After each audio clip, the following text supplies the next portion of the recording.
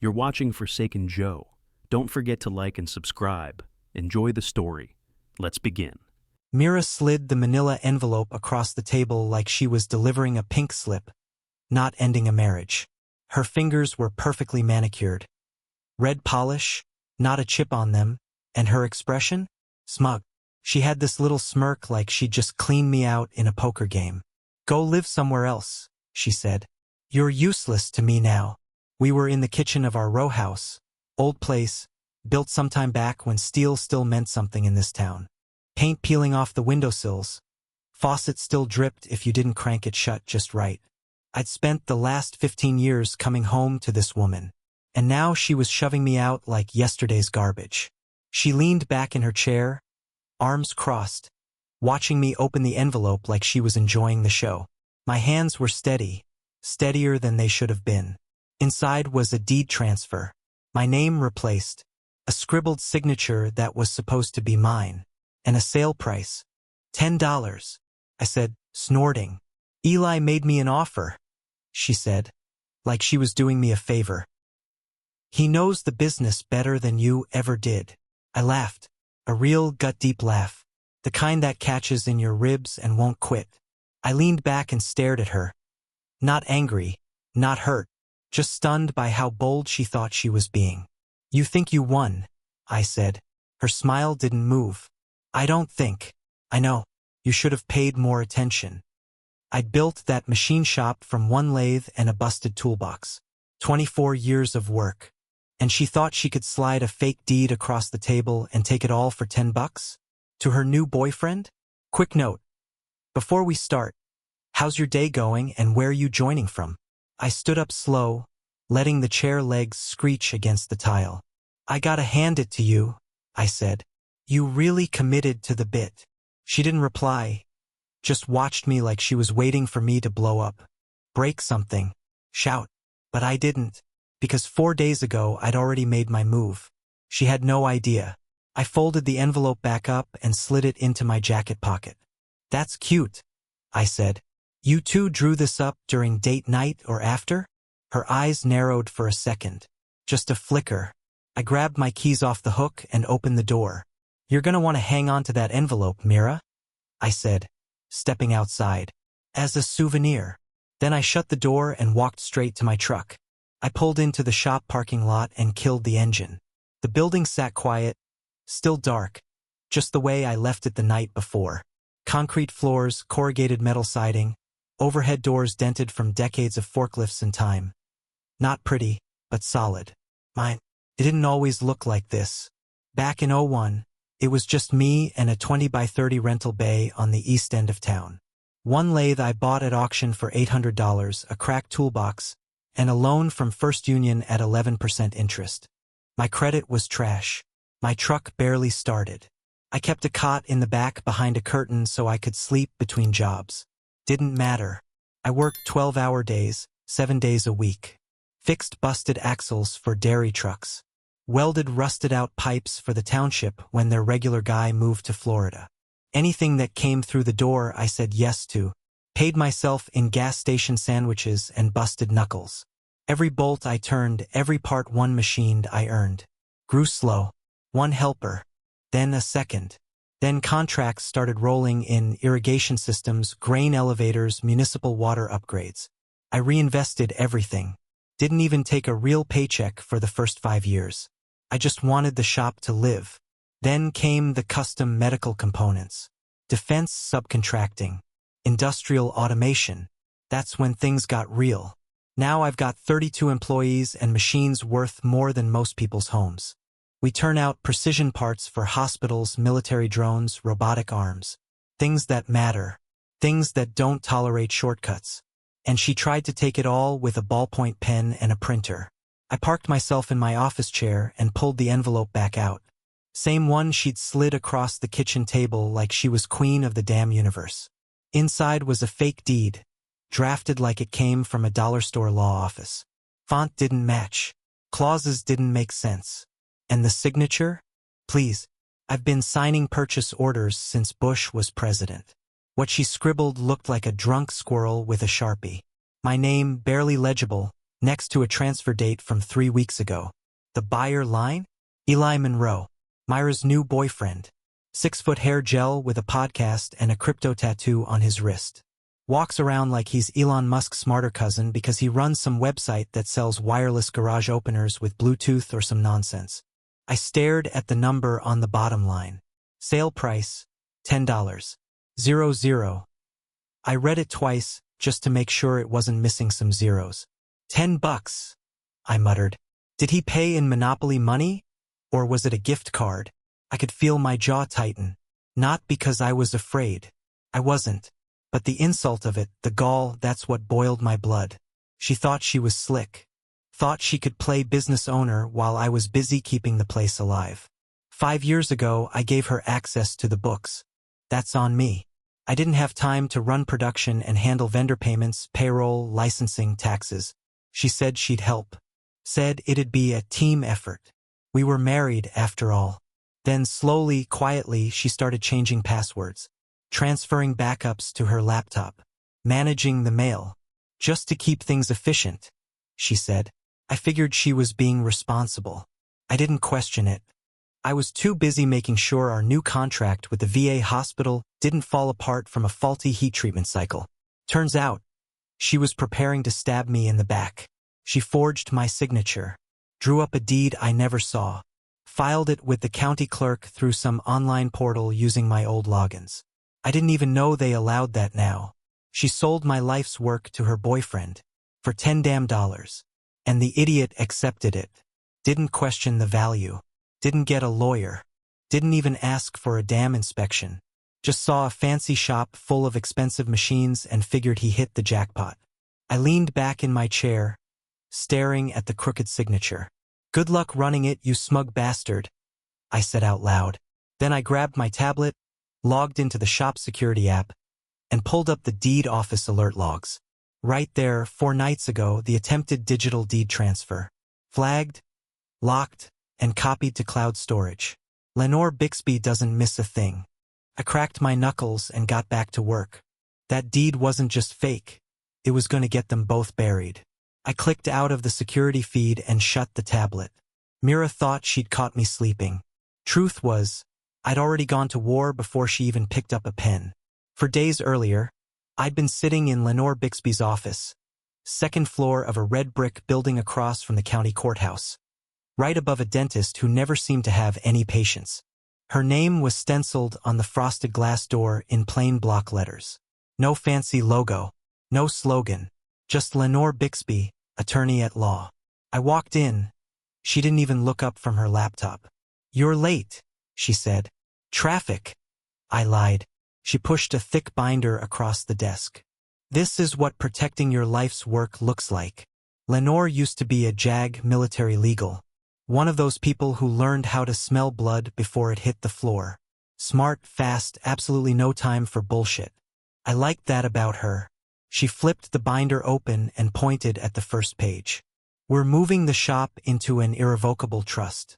You're the lifetime beneficiary. No one can sell, transfer, or touch it unless you die. Even then, the successor trustee is named not Mira. I raised an eyebrow. She's gonna lose her mind. That's the point. She had everything lined up. Power of attorney? Revoked. Flagged. Cancelled in every system that mattered. Financial account alerts? Active. Paper mail rerouted to her office address. I hadn't even thought about half of it. She'd thought about all of it. Then she got up from her desk, walked to a file cabinet, and came back with a small black pouch. Cameras, she said. Motion activated. Your home office, shop floor, and break room. No one gets to touch your files without being recorded. I nodded. You think she'll go that far? She already has, Lenore said. You just haven't seen it yet. She wasn't wrong. Then came the tech part. Enter Eric, 20-year-old cybersecurity kid who looked like he still lived off frozen pizza and energy drinks. Pale skin, long sleeves in September, earbuds permanently stuffed in. He set up an encrypted backup system tied to the cloud. Every scan, every PDF, every contract, duplicated and timestamped on 2 separate servers, one in Virginia and one in Oregon. He even installed keystroke logging on Myra's old work laptop. Just in case. You want a firewall, he said, tapping away. I'm giving you Fort Knox. Lenore smiled the first time all morning. Eric showed me the motion alerts and camera feeds from my phone. One tap and I could see who was in my office, what drawer they opened, what paper they touched. All of it logged. Time, date, even audio. She wasn't just building a wall. She was arming it. Before I left, Lenore handed me a short stack of notarized notices. These are declarations of proprietary ownership, she said. Every machine you bought, every part design, every CAD file, they're all yours and they're all filed. And if someone tries to move them, we sue first, ask questions later. I walked out of that office with 2 copies of the trust deed for signed revocations and a growing sense that I wasn't just protecting my business. I was laying a trap. And Mira walked right into it. Next morning, I was out front of the shop by 6:30, coffee in hand, sunrise just hitting the corrugated roof.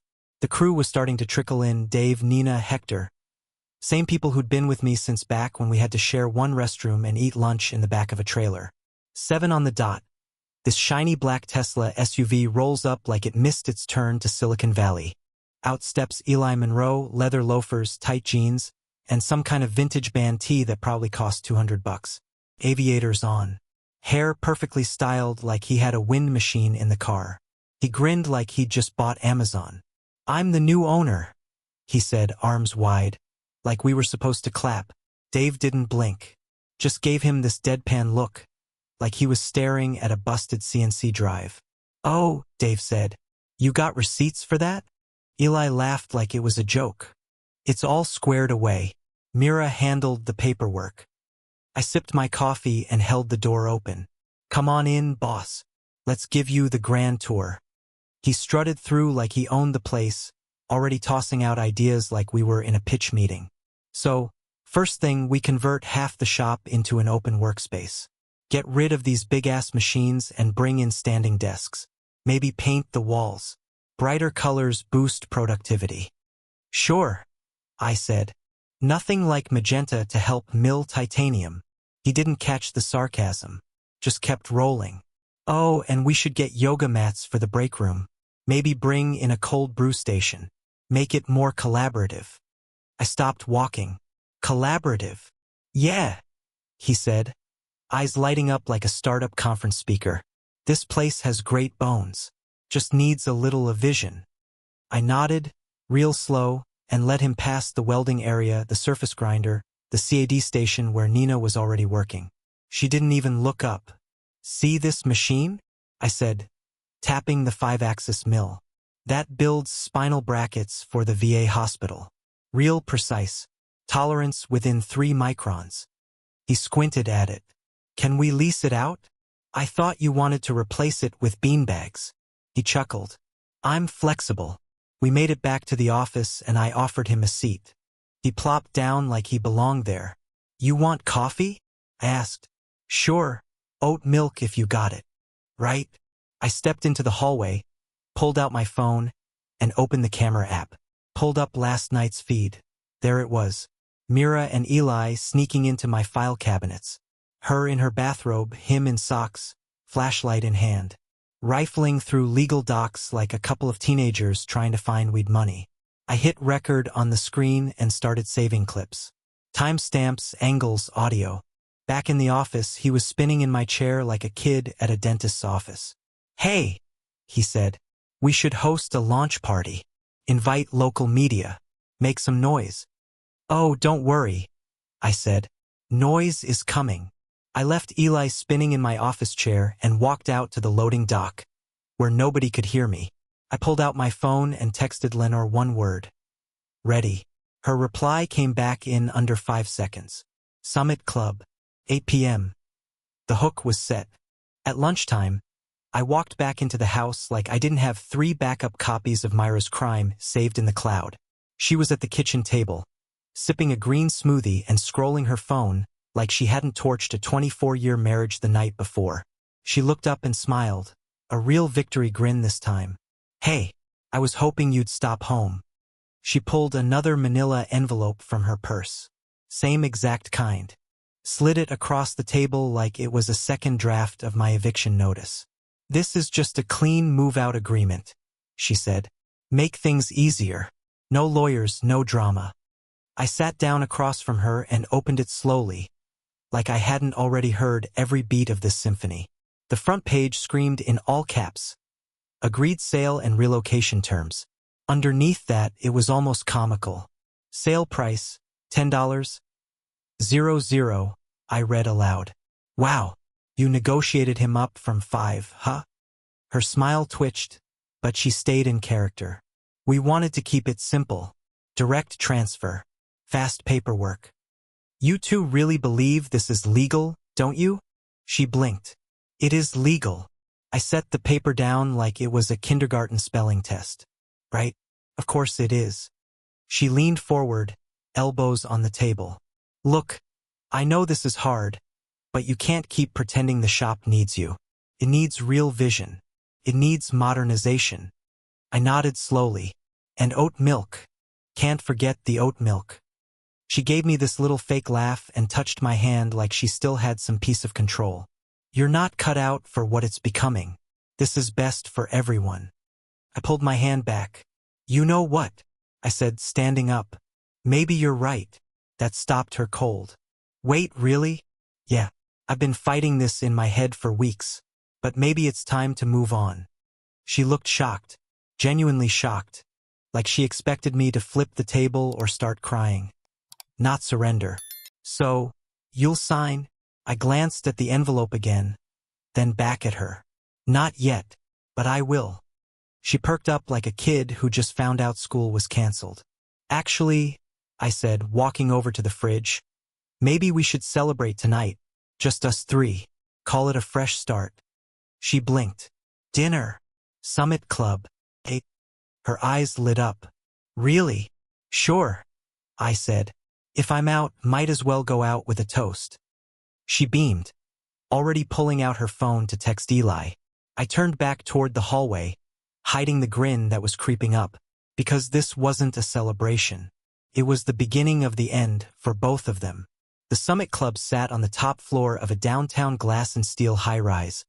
All polished chrome, floor-to-ceiling windows, and soft jazz playing like it was allergic to volume. City councilmen dined there, judges, people who signed six-figure checks with cheap pens. I got there early, dressed plain. Dark jeans, clean boots, a collared shirt. Nothing flashy. I ordered a bourbon and waited at a corner table facing the elevator. I didn't have to wait long. At 7:58, the doors slid open and there they were. Mira in full sequins like she was auditioning for a Vegas act. Gold clutch in hand. Hair done like she paid by the strand. Eli right behind her, grinning, stinking of expensive cologne and overconfidence. Navy blazer with a turtleneck, the kind of thing you only wear when you think you've arrived. They spotted me and walked over like we were reuniting after a high-stakes business deal. Wow, Mira said, sliding into her seat. I didn't think you'd actually pick this place. Kind of fancy, huh? Eli pulled out his chair like he was royalty. I told her, this is a classy move. We appreciate it. Of course, I said, raising my glass. To new beginnings. We clinked glasses. Myra's teeth practically glowed. Eli looked like he was already drafting the press release in his head. Then the hostess showed up. Mr. Bixby? She asked, loud enough for the next table to hear. Lenore stood up first, black suit, sharp heels, hair tied back like a blade. Behind her, Detective Morales from Financial Crimes. Lean guy in a gray blazer who looked like he'd rather be arresting someone than eating dinner. And right next to him, Assistant DA Marla Quinn. Red lipstick, no jewelry, folder in hand. They sat at the table next to ours. Mira went stiff. Eli's smile faltered for the first time. Lenore, Mira said, frowning. What is she doing here? Lenore didn't answer. She opened her leather bag, pulled out a thick packet, and laid it neatly on the edge of our table. This, she said, is the irrevocable trust, filed and notarized 4 days before your little stunt. Eli blinked. Wait. She laid down the next set of papers. Revocation of power of attorney. Terminated. Recorded. Then came the printed camera stills, Mira and Eli, flashlight in hand, rifling through my files like amateur burglars. Clear as day. Date and time in the corner. Marla leaned in, calm voice but surgical delivery. Mr. Monroe, can you tell us how you paid for the business? Eli stammered. It was cash. Cash, she repeated, scribbling something in her notebook. Any reason you didn't document the transaction? He opened his mouth but nothing came out. Then Lenore dropped the hammer. 10 printed images, each showing a crisp $1 bill. Serial numbers. Time-stamped photos from the night before. Those bills, she said, were marked and photographed before you touched them. All 10. Traced. Bagged. Stored. Eli looked like he'd swallowed a brick. Mira went sheet white.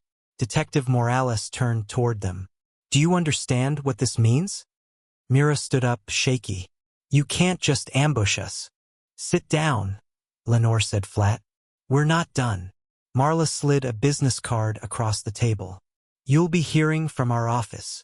Eli didn't move, didn't speak. He just stared at the pile of evidence like it might catch fire and save him. I leaned back in my chair and finished my drink. They thought it was a celebration, I said. Guess it kinda is. Next morning, I walked into the shop at 6:15, same as I had for the last 24 years. Cold concrete under my boots, lights flickering on one by one as I hit the breaker panel. Place smelled like coolant and steel the way it always did. That scent meant work, meant home.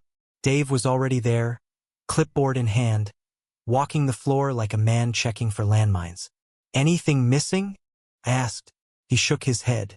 All accounted for. I'm running the serials now just to be sure. But every machine's where you left it. Nina showed up 5 minutes later, ponytail tucked under a shop cap, coffee in one hand, tablet in the other. Security logs? I asked. She sat down at the CAD station. No new breaches. No access attempts. Your cameras caught Myra's car circling the lot at midnight, though. She never got out. Good, I said. Let her sit out there and stew. We reset every system.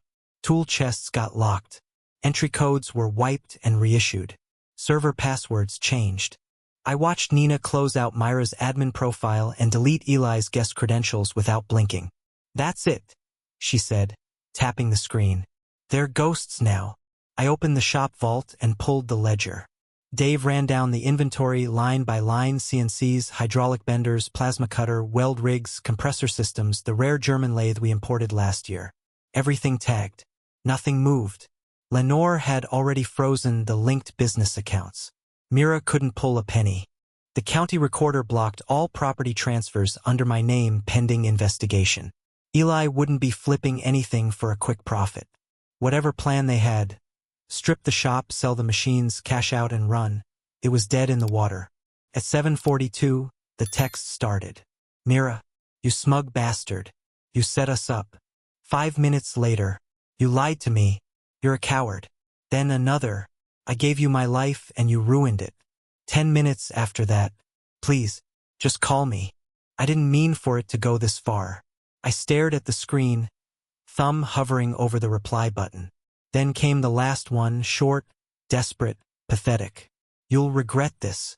I locked the phone and slid it into my pocket without typing a word. Dave looked over. She begging yet? She's cycling. He nodded. Good. Let her keep spinning. I walked through the shop one more time, checked the wiring closet, relocked the materials cage, watched Nina load encrypted copies of our client files into the new offsite server Eric had set up.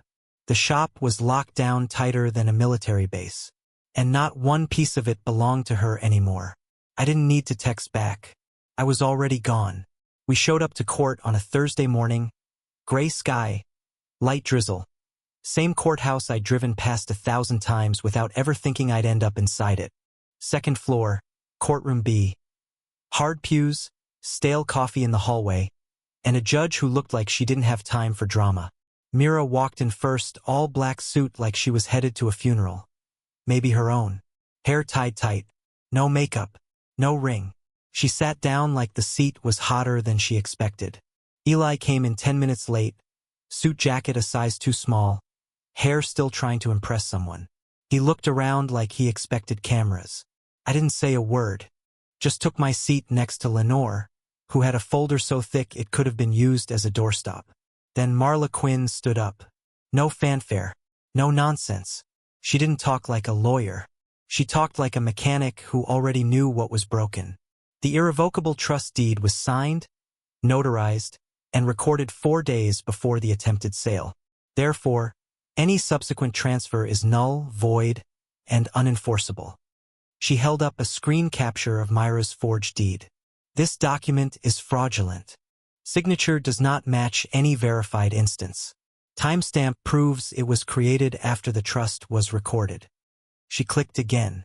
This is video footage of the defendants entering Mr. Walker's office late at night, without permission, and rifling through sensitive documents. Another click. These are the serial numbers of the 10 $1 bills used in the staged sale to Mr. Monroe. Captured on camera. Verified. Documented. I looked over. Eli's face was pale. Mira was stone still, knuckles white against the bench. Then Marla hit the final point. The listed notary who allegedly witnessed this deed does not exist in any registered database. No license, no seal, no record. The judge turned to Mira. Ma'am, do you have any explanation? Myra's voice cracked. I thought Eli was handling that part. I didn't see the final draft. The judge looked to Eli. He cleared his throat, tried to sit up straighter. She gave me the paperwork. Said everything was already signed. I didn't forge anything. They weren't just throwing each other under the bus. They were crawling under it to see who could get crushed first. The judge sighed, like she'd seen this show before, picked up her pen, scribbled something fast, and handed it to the bailiff. Injunction is signed. Effective immediately.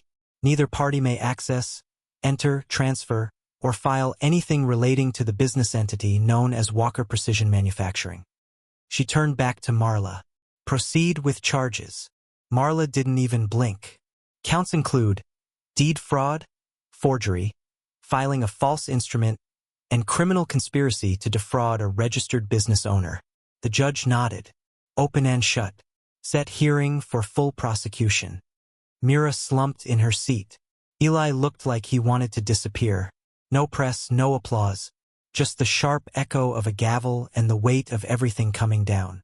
Lenore packed up the folder like it was just another day. I walked out without looking back. By the time I pulled into the shop parking lot, the whole industrial park already knew. Gossip moved faster than forklifts around here. Guys from across the way were out front pretending to check the oil on their trucks just to get a look at me. One even gave me a slow clap. I didn't stop walking. Inside, my phone buzzed like a wasp nest. Texts from vendors, old friends, even competitors. You okay? Heard what went down. Did she really try to sell it for $10? I didn't answer any of them.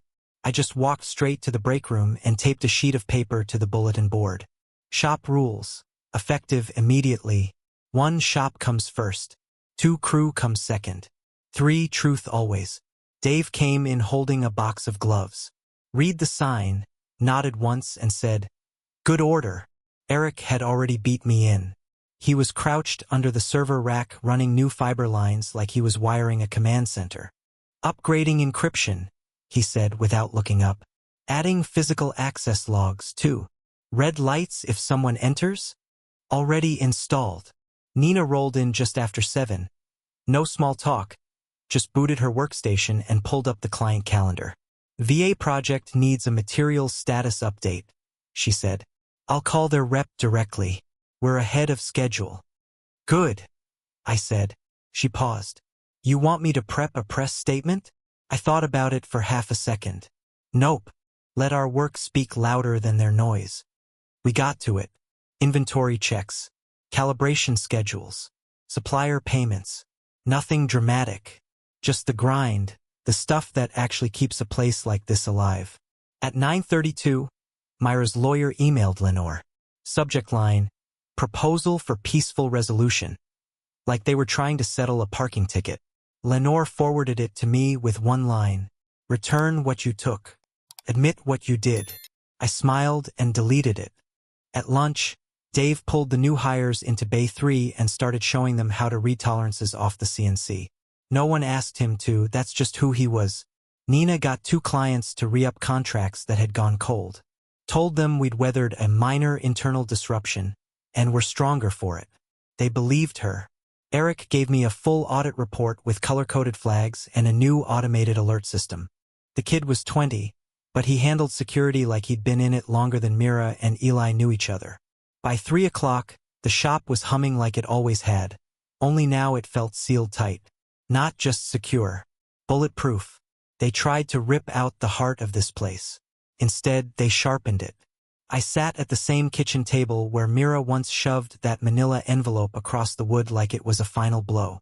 Only this time it was just me. Coffee in one hand, documents in the other. I laid them out in a clean row. Trust deed, blueprint patents, equipment liens, all still mine. Not a single signature forged. Not a single lie required. I sat there for a minute, staring at the papers, thinking about every busted axle, every late night, every fight I didn't back down from. She thought this was just a building, just machines and paychecks. She never understood what I built. By dusk, the crew rolled in, trucks parking out front, music already bumping from someone's speaker. We set up grills under the shop lights and cracked open beers like it was the 4th of July. Dave handled the ribs. Nina brought her famous potato salad. Eric showed up with a 12-pack and some new monitoring software on a flash drive. Kid never stopped. I stood on the flatbed and raised my beer. All right, I said. Time for the real story. They went quiet. I told them everything, start to finish. How Mira tried to steal the shop. How Eli thought $10 could buy 24 years of sweat. How they broke in, forged documents, and walked straight into the trap we built. Nobody interrupted. Nobody looked surprised. They just nodded like they'd already figured most of it out. When I finished, Dave raised his drink. To brains, he said. Nina followed. To loyalty, Eric added. To preparation. I raised mine last. To the future. We clinked cans and bottles under the glow of the shop lights, surrounded by machines that kept humming no matter what drama tried to tear us down. It wasn't about revenge. It was about pride. They thought I was just a dumb factory worker. They learned different. What would you have done if someone tried to steal your life's work for $10? Drop your answer in the comments, we want to hear it. And if you like this story, hit that like button and subscribe for more.